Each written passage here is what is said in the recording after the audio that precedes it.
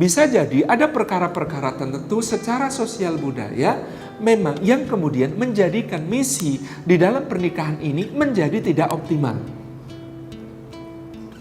Contoh, ketika Sayyidina Umar bin Khattab radhiyallahu anhu melamar Ummu Kulthum binti Abi Bakar As-Siddiq radhiyallahu anhu, Sayyidah Aisyah radhiyallahu anha tahu latar belakang sosial budaya keluarga Sayyidina Umar sangat berbeda dengan keluarga Sayyidina Abu Bakar. Keluarga Sayyidina Umar dibesarkan dengan disiplin, keras, tegas, kokoh, dan ucapan-ucapan bernada tinggi. Sementara keluarga Abu Bakar As-Siddiq radhiyallahu anhu dibesarkan dengan kelembutan, helm, kemaafan, dengan berbagai toleransi yang sangat lebih luas dibanding keluarga Sayyidina Umar. Sayyidah Aisyah radhiyallahu anha, ibunda kita, memperkirakan kalau pernikahan ini terjadi maka misi masing-masingnya bisa repot. Umar akan kerepotan oleh tangisan-tangisan istrinya, dan istrinya akan kerepotan oleh ucapan-ucapan tingginya Sayyidina Umar ibn Khattab radhiyallahu anhu. Maka Umar jadi pemimpin negara tidak optimal, sementara juga kehidupan rumah tangga mereka juga tidak optimal.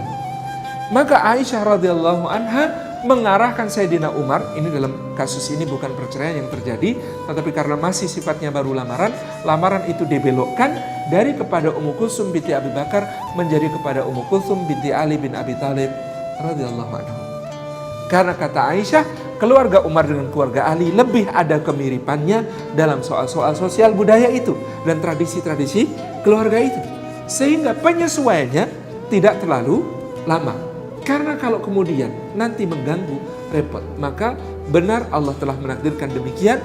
Bahagia bagi Sayyidina Umar, bahagia bagi Sayyidina Ali. Pernikahan Umar dengan Ummu Kulthum binti Ali bin Abi Thalib ini menjadi sebuah pernikahan yang sangat berkah di dalam kepemimpinan Umar, karena Ummu Kulthum binti Ali bin Abi Thalib sebada wafatnya Atikah binti Zaid, istri Sayyidina Umar yang sebelumnya, menjadi seorang penyokong bagi kepemimpinan Sayyidina Umar dengan luar biasa. Kalau Anda mengatakan di balik seorang lelaki yang besar, pemimpin yang besar, ada wanita yang sangat dahsyat, maka pada kehidupan Sayyidina Umar ada dua wanita. Satu Atikah binti Zaid, yang kedua adalah Ummu Kulthum binti Ali bin Abi Thalib. Ini yang diajak Umar keliling malam-malam. Kalau Ummu Kulthum binti Abi Bakar agak tidak cocok diajak keliling malam-malam. Patroli malam-malam, ada wanita mau melahirkan, gak ada yang nolongin. Umar datang, hei Ummu Kulthum, mau gak dapat pahala? Apa itu? Nolong wanita melahirkan. Ayo ikut aku. Umar yang memasak air panas, Umar yang kemudian menyiapkan hidangan. Suaminya wanita itu bingung gak tahu mau ngapain. Coba begini aja gitu. Kemudian istrinya Umar, Ummu Kulthum binti Ali bin Abi Thalib, membantu persalinannya. Umar yang mengurus semuanya, mencuci kain-kain yang kotor dan lain sebagainya. Tabarakar Rahman, presiden mana yang kayak begitu? Dan kemudian setelah selesai lahir, kemudian Ummu Kulthum mengatakan kepada Sayyidina Umar, berbahagialah wahai Amirul Mukminin, ini adalah seorang anak di antara anak kaum muslimin di bawah kepemimpinanmu. Dengar begitu suaminya nggak ngira bahwa yang nolongin persalinan itu Amirul Mukminin dan istrinya Amirul Mukminin. First lady nolongin persalinan, bayangkan. Hanya Ummu Kulthum binti Ali bin Abi Thalib yang bisa sedemikian. Nah, kendala sosial budaya itu terjadi. Misalnya pada Sayyidina Zaid bin Harithah radhiyallahu anhu dengan istrinya Zainab binti Jahsy radhiyallahu anha. Ini pernikahan yang pada saat itu oleh Rasulullah sendiri dipaksakan. Sejak awal sebenarnya keluarga Jahsy, keluarga besar, keluarga utama, keluarga bangsawan tinggi Quraisy ini berharap Zainab menjadi istri bagi Nabi Shallallahu Alaihi Wasallam. Tetapi Nabi sangat ingin membahagiakan putra angkat kesayangannya pada saat itu, yaitu Zaid bin Harithah. Maka Nabi melamar Zainab, keluarganya sudah senang, ternyata melamar untuk Zaid, putra angkat beliau. Bagaimanapun kedudukannya Zaid putra angkat, dan bagaimanapun Zaid bin Harithah berkulit hitam dan bekas budak. Dari pernikahan itu Zainab mengatakan, saya terima keputusan dari Allah dan Rasulnya, saya ridho kepada keputusan dari Allah dan Rasulnya. Tetapi bagaimanapun juga seorang wanita bangsawan Quraisy yang dibesarkan dengan cara bangsawan Quraisy, bersuamikan seorang yang kemudian menjalani lebih dari separuh umurnya sebagai seorang budak. Bagi Ibunda Khadijah radhiyallahu anha, seorang pelayan, Anda bisa bayangkan kehidupan rumah tangganya. Kedudukan sebagai qawwam bagi istrinya tidak dapat dipenuhi dengan sempurna oleh Zaid, karena juga pada diri Zainab binti Jahsy terdapat satu keadaan yang betapapun dia ridho kepada keputusan Allah dan Rasulnya, secara sosial budaya menjadi tak terelakkan itu muncul di dalam pola komunikasi dengan suaminya dan pola interaksi dengan suaminya. Ini tidak terhindarkan, makin berat. Jadi Zaid bin Harithah itu makin bertambah hari pernikahannya, bukan makin ceria wajahnya, tapi makin begini.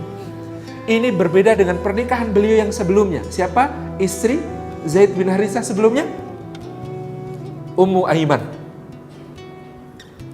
seorang budak milik Ibunda Aminah, lebih tua lagi, Ibunda Nabi SAW, yang dulu ketika Nabi pulang dari Abwa ketika ibundanya meninggal, Ummu Aiman ini yang menggendong Nabi kecil yang umurnya 6 tahun. Bayangkan, Ummu Aiman itu pengasuhnya Nabi, Zaid itu anak angkatnya Nabi. Mereka menikah. Kok yang ikhwan senyum-senyum? Ada yang begitu. Di generasinya hampir selisih 2. Dari pernikahan Ummu Aiman dengan Zaid bin Harithah ini lahir Usamah bin Zaid radhiyallahu anhu, yang sangat kita banggakan sebagai panglima paling muda itu. Jadi kalau mau punya anak kayak Usamah bin Zaid,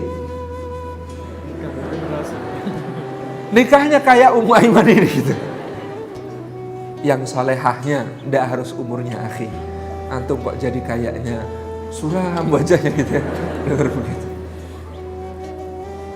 Nah ternyata makin bertambah hari pernikahannya dengan Zainab, wajahnya Zaid itu makin tertekuk, makin gak tertekuk. Makin berat dijalani secara sosial budaya, gak mungkin didamaikan. Keadaan-keadaan interaksi itu makin memberatkan dia. Apalagi dengan keluarga besar Zainab yang semakin memandang Zaid sebelah mata. Dalam keadaan yang seperti itu Allah menurunkan keputusannya. Allah itu tahu, lebih tahu tentang hatimu ya Rasulullah, bahwa sebenarnya juga Rasulullah SAW itu kalau kemudian memutuskan untuk Zaid, karena ketika itu mengatakan kepada Zaid itu sudah lapor berulang kali, ya Rasulullah, saya mau ceraikan istri saya. Tahan ya Zaid, sabar ya Zaid, tahan ya Zaid, sabar ya Zaid. Allah mengatakan, Allah tidak malu tentang kebenaran. Sampai Zaid menuntaskan urusannya, maka satu-satunya nama sahabat yang disebut dalam Al-Quran itu Zaid. Ketika Zaid sudah menentukan selesai dengan urusannya, maka kami nikahkan Zainab itu dengan engkau. Bayangkan beratnya Rasulullah SAW menerima keputusan pernikahan dengan Zainab itu. Ini istri yang beliau nikahkan sendiri dengan anak angkatnya. Kemudian oleh Allah diperintahkan untuk diceraikan oleh Zaid, lalu oleh Allah dinikahkan kepada Rasulullah. Itu kan baper banget kata anak sekarang.